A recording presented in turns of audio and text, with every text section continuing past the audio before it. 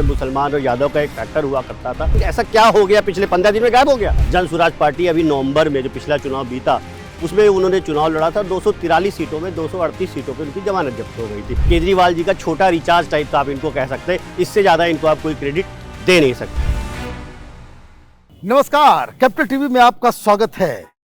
बांकीपुर में उपचुनाव हो रहे हैं। एक तरफ पार्टी के अध्यक्ष का गृह क्षेत्र भारतीय जनता पार्टी के लिए प्रतिष्ठा का विषय, और दूसरी तरफ इस सारी ताकत को झोंककर पहली बार चुनाव लड़ रहे हैं प्रशांत किशोर। प्रशांत किशोर की खासियत ये है, वो ये कहते हैं और दावा करते हैं कि वो दुनिया के सबसे बड़े पॉलिटिकल एडवाइजर हैं, चुनावी रणनीतिकार कहते हैं अपने आप को। तो क्या वो कर रहे हैं? क्या वो जीत पाएंगे या सिर्फ बज़ क्रिएट कर पा रहे हैं? ज़मीनी हकीकत क्या है, इसके ऊपर बातचीत करने के लिए हमारे साथ इस वक्त स्वदेश सिंह जी हैं।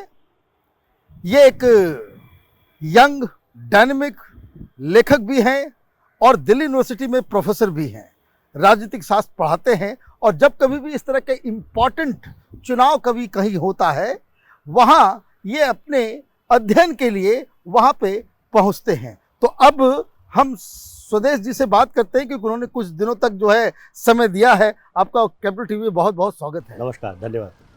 अब ये बताइए, आप बांकीपुर को देख रहे हैं, क्या लग रहा है? What is your first impression? First impression तो सर पहले तो ये है कि जो अभी आपने जैसे इंट्रोड्यूस किया एंकर अपना, उसमें एक चीज़ छूट गई। और यही इस इलेक्शन की है, इसको समझना वहीं से पड़ेगा कि दरअसल ये चुनाव सिर्फ बीजेपी का प्रशांत किशोर या जनसुराज से नहीं है। बीच में जो इस राज्य का जो सबसे बड़ा विपक्षी दल है आरजेडी, जिसके करीब यहाँ पे 40-45 हज़ार वोट इस सीट पे आते हैं। मैंने पीछे 4-5 चुनाव का अध्ययन किया तो वो जो आरजेडी से जो भी कैंडिडेट खड़ा उसको 40-45 हज़ार वोट आ जाते हैं। उसको आप आकलन में ही नहीं कर रहे। और जो प्रशांत किशोर सोशल मीडिया पे चुनाव लड़ रहे हैं, मैं उसके बारे में भी आपको विस्तार से बताऊंगा। उसके लिए वो क्या क्या कर रहे हैं, उसके लिए कैसे अनएथिकल इलीगल प्रैक्टिसेस हो रही है, उसके बारे में भी आपसे चर्चा करूंगा। लेकिन पहली बात ये समझना पड़ेगा, ये जो चुनाव है ये भारतीय जनता पार्टी और आरजेडी के बीच का चुनाव है। ये जो भारतीय जनता पार्टी के कैंडिडेट है नीरज कुमार सिन्हा, आरजेडी की कैंडिडेट है रेखा गुप्ता अभी जो भारतीय जनता पार्टी के राष्ट्रीय अध्यक्ष नितिन नवीन जी, जो कि 5वीं बार चुनाव जीते थे अभी नवंबर में 7-8 महीने पहले, उनके खिलाफ भी लड़ी थी तो उनको 45-46 हज़ार वोट आया था।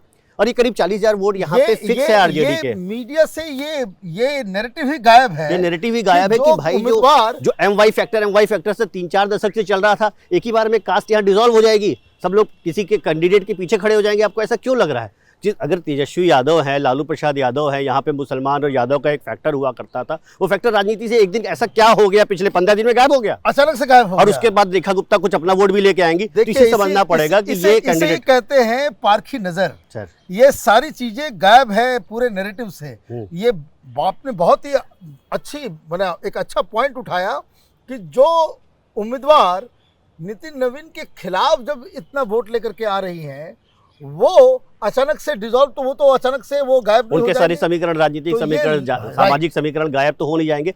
अब आ जाते हैं तो भारतीय जनता पार्टी के जो यहाँ कैंडिडेट है नीरज कुमार सिन्हा, वो कायर समाज से आते हैं, जो यहाँ पे सबसे बड़ा संख्या में समाज है। उसके बाद बीजेपी का अपना जो मध्य वर्ग का जो वोटर है, प्लस यहाँ पे बीजेपी की सरकार है। हमने देखा है आमतौर पे ऐसा होता है कि जब उपचुनाव होते हैं तो राज्य में जिसकी सरकार होती है, प्रशासन जिसके साथ, तो उसको एक एज रहता है। लोगों को भी लगता है कि गड़ी खलंजे की, पुलिस थाने कोर्ट कचहरी की बात होगी तो जो सरकार होगा उसके कैंडिडेट के साथ जाना अच्छा रहेगा। फिर यहाँ पे बीजेपी के अपने कमिटेड वोटर है। नितिन नवीन जी का जो अपना चुनावी मार्जिन है पिछले कई चुनाव में 40 से 50 हज़ार का रहा है। पिछला चुनाव वो 51 हज़ार वोट से जीते थे। तो अगर उसमें कुछ 2-4 हज़ार वोट कम हो जाए तो भी आप तब भी मान के चलिए कि 40 हज़ार से कहीं से नीरज कुमार सिन्हा जीत सकते हैं। ऐसे एक अभी तक आज का आंकलन है, अगले 5 दिन में कुछ हो जाए तो मैं नहीं कह सकता। दूसरे नंबर पे करीब यहाँ पे रेखा गुप्ता जी रहेंगी, जिनके पीछे एक एमवाई फैक्टर जुड़ा है, प्लस वो खुद वैश्य समाज से आती है, प्लस महिला हैं, लोगों के बीच में घूम रही हैं। अब तीसरा फैक्टर जिसे आपने बड़ा मेन फैक्टर बताया, उसके ऊपर चर्चा करते हैं। जो फैक्टर है जन सुराज का। जन सुराज पार्टी अभी नवंबर में जो पिछला चुनाव बीता उसमें उन्होंने चुनाव लड़ा था। 243 सीटों में 238 सीटों पे उनकी जमानत जब्त हो गई थी।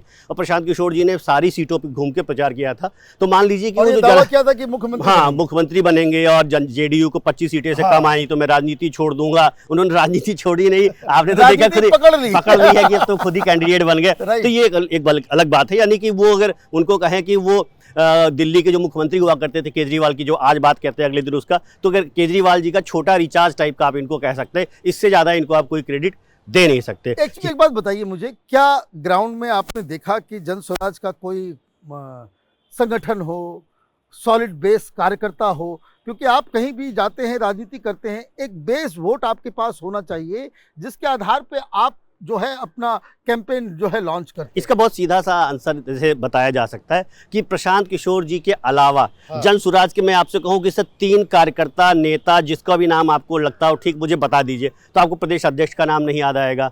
उदय सिंह जी जो राष्ट्रीय पार्टी के राष्ट्रीय अध्यक्ष होते थे, कहीं इस चुनाव में आपको दिखाई पड़े हो, कहीं फोटो एक फ्रेम भी दिखाई पड़ा हो तो आप बताइए। तो उनके पीछे ऐसा कुछ भी नहीं है। जो पूरा चुनाव वो लड़ रहे हैं, मैं यहाँ पे थोड़ा सा आपको बताता भी हूँ कि वो सोशल मीडिया पर लड़ रहे हैं, उसके वो एक्सपर्ट रहे, राजनीति के सेल्समैन हैं।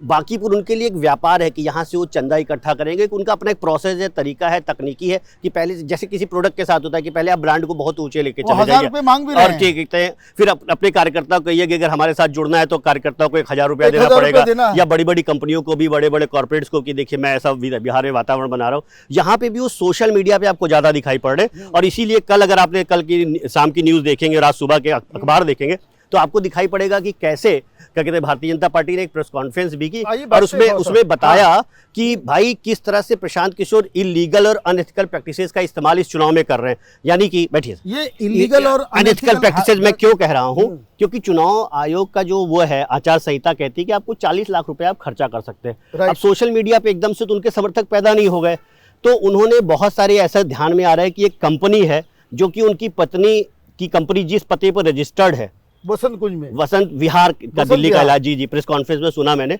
वही कंपनी बसंत विहार पे उस एड्रेस पे रजिस्टर्ड है, यानी कि उस कंपनी का कह सकते हैं कि आप उनके बेनामी कंपनी है। दूसरा कि जो बॉट्स के माध्यम से जो सोशल मीडिया पे पोस्ट कराई जा रही है वो एक अनएथिकल प्रैक्टिस है। इतने सारे वीडियोस और ट्वीट्स और इंस्टाग्राम हैंडल्स, रील्स आप देखेंगे बहुत सारे आपको दिखाई पड़ जाएंगे सोशल मीडिया पे, और उसमें से बहुत सारे तो पटना से भी नहीं चलते, बिहार से भी नहीं चल रहे, कि बैंगलोर मुंबई दिल्ली कलकत्ता में बैठे लोग उनको कर रहे हैं, वो पे किए जा रहे हैं। आज की तारीख में 10 से 20 हज़ार रुपए एक वीडियो के या एक कंटेंट के लेना कोई बड़ी बात नहीं है। तो आप समझिए कि कितना पैसा इसमें इन्वेस्ट कर दिया गया है, शायद उन्होंने कोई नंबर भी कोट किया, वो करोड़ों में है।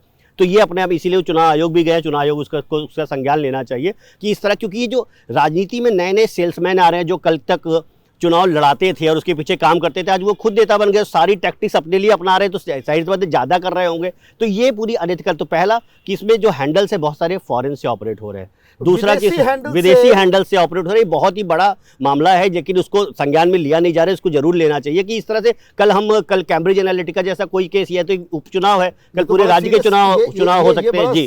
दूसरा कि बॉट्स का मामला है, तीसरा चुनाव आचार संहिता के उल्लंघन का मामला है, और कैसे एक ही पते पे उनकी बेनामी कंपनी और कैसे दूसरी कंपनियां रजिस्टर्ड है, ये मामला है। ये पूरा मामला चुनाव आयोग पे गया है और उसको एक्सपोज भी किया गया है, और इस पे चुनाव आयोग को संज्ञान ले भी रहा है। तो ये सारी चीज़ों को ध्यान में देना चाहिए कि इसी सोशल मीडिया पे भी अगर चुनाव लड़ रहे हैं तो कई बार ऐसा भी होता है कि सोशल मीडिया पे आपके समर्थक खड़े हो जाते हैं, लेकिन सोशल मीडिया पे भी वो समर्थक नहीं, मैं कहना ये चाह रहा हूँ, वो बॉट्स हैं, वो ऐसे लोग हैं जिनको कि आपने पे किया हुआ है। यानी कि अगर सड़क पे कार्यकर्ता घूमेगा तो चुनाव इलेक्शन कमीशन के ऑब्जर्वर्स घूम सकते हैं, लेकिन सोशल मीडिया पे आपने जैसे टेढ़ा मेढ़ा कोई हैंडल बना दिया, PK for something, PK for dash, तो कैसे कल आप ओन भी नहीं करते उसको, तो अपना हैंडल है। तो ये बहुत अनएथिकल है। और आगे की राजनीति के लिए भी कि जो राजनीति के जो सेल्समैन हैं, जो व्यापारी हैं, जो इस तरह के लोग आ रहे हैं राजनीति में, ये राजनीति का पूरा डिस्कोर्स चेंज कर दे रहे हैं। इन्होंने भारतीय राजनीति को जिस तरफ लेके गए हैं, उसमें क्या कहते हैं, शायद मैं आपकी वीडियो सुन रहा था कि पार्टी सिस्टम जिस तरह से होता है तो उसको ही खत्म कर दिया। ये तो मैं शुरू से कह रहा हूँ कि ये इस तरह का। लेकिन मैं एक बात कहूँ, पॉलिटिकली अगर इस सारे तिकड़मबाजी को अगर आप देखें, ये तो वही नेता करेगा जो ग्राउंड में कमजोर होगा जी।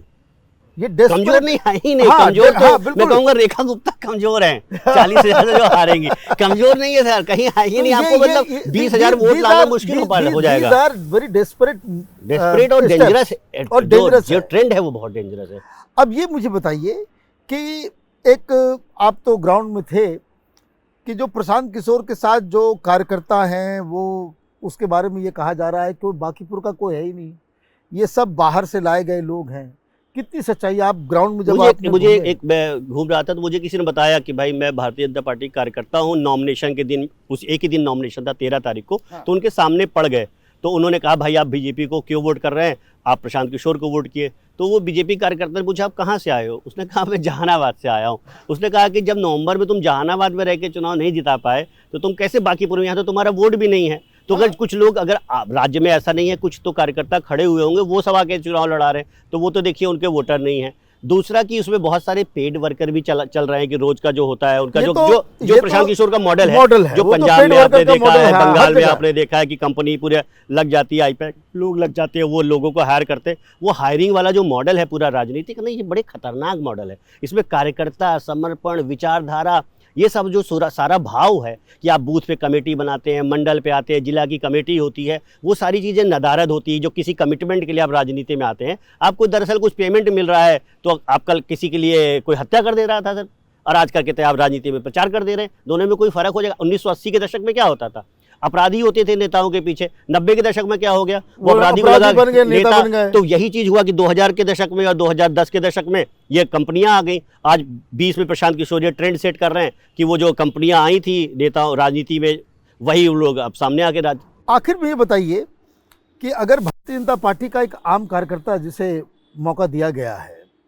वो अगर जीत जाता है और प्रशांत किशोर हार जाते हैं, तो ये प्रशांत किशोर के लिए कितना बड़ा झटका होगा और भारतीय जनता पार्टी क्या साबित कर पाएगी? देखिए, यही कार्यकर्ता वर्सेस कारपोरेट की लिए लड़ाई है। कार्यकर्ता वर्सेस कारपोरेट की कि जो बीजेपी का कैंडिडेट कह रहा है कि बाकीपुर मेरा परिवार है, और प्रशांत किशोर के लिए बाकीपुर एक व्यापार है कि यहाँ पे मैं अपना प्रचार और ब्रांड करके, मैंने 9 महीने से क्या कर रहे थे आपको पता है, आप कहीं दिखाई पड़े थे, आप कम से कम चुनाव लड़ रहे हैं तो दिखाने के लिए, बताने के लिए, जो उनके फंडर्स होंगे उनको बता पा रहे होंगे मैं कुछ ऐसा करने में सक्षम हूँ, मैं एक विधायक 242 विधायक पे भारी पड़ जाऊंगा, मैं ऐसा कर दूंगा वैसा कर दूंगा, कुछ बताने के लिए उनको है। तो वो जो व्यापार और परिवार, कार्यकर्ता और कॉरपोरेट, तो उसमें कार्यकर्ता जीत जाएगा सर। और राजनीति में जो मैं कह रहा हूँ हल्का सा एक ट्रेंड दिखाई पड़ा कि आप फॉरेन हैंडल से, बॉट से, चुनाव आचार संहिता का नए तरीके से उल्लंघन करने की जो तकलीफ, वो सब सारी चीज़ें रुकेंगी और लोगों का कार्यकर्ता और संगठन और पद्धति के प्रति विश्वास बढ़ेगा। इसलिए भी ये चुनाव बहुत जरूरी हो जाता है, इसको उस नज़र से देखना चाहिए। और मैं आपको फिर अंत में कहता हूँ कि चुनाव जो है बीजेपी और आरजेडी के बीच में है। जो लोग ज़मीन पे है, जिनके अपने कार्यकर्ता हैं, जिनका अपना संगठन है, जिनके अपने नेता हैं, और एक नहीं कई नेता हैं उन लोगों के पास, तो और प्रशांत किशोर सिर्फ सोशल मीडिया पर लड़ रहे हैं, जहां वो सिर्फ अनएथिकल प्रैक्टिसेस के माध्यम से वीडियो बना के और ट्वीट करके, पेड ट्वीट करा के चुनाव लड़ रहे हैं, धरातल पे कहीं दिखने वाले नहीं। और चुनाव जब आएगा तो आपको दिखेगा कि तीसरे नंबर पे डिस्टेंट थर्ड भी आ सकते हैं। आपका बहुत बहुत धन्यवाद ये इंसाइट देने के लिए। और शायद पहली बार टेलीविज़न के ऊपर, सोशल मीडिया के ऊपर ये सारी बातें आई है कि जिससे ये पता चलता है कि प्रशांत किशोर वो चुनाव में कहीं है नहीं, लेकिन इसलिए ही वो लगातार बॉट्स का इस्तेमाल, सोशल मीडिया पे कैंपेन का इस्तेमाल करके अपने आप को चुनाव में सोशल मीडिया में एक नैरेटिव क्रिएट करने के लिए ये सारा काम कर रहे हैं। स्वदेश सिंह के मुताबिक लड़ाई भारतीय जनता पार्टी और आरजेडी, जो ट्रेडिशनली लड़ाई जो यस कंस्टिट्यूंसी में होती थी, वो अभी भी वहाँ पे मौजूद है और डिस्टेंस थर्ड पे प्रशांत किशोर नजर आ रहे हैं। आप देखते रहे कैपिटल टीवी। हमारे वीडियोस को लाइक कीजिए, शेयर कीजिए और हमारे चैनल को सब्सक्राइब कीजिए। धन्यवाद।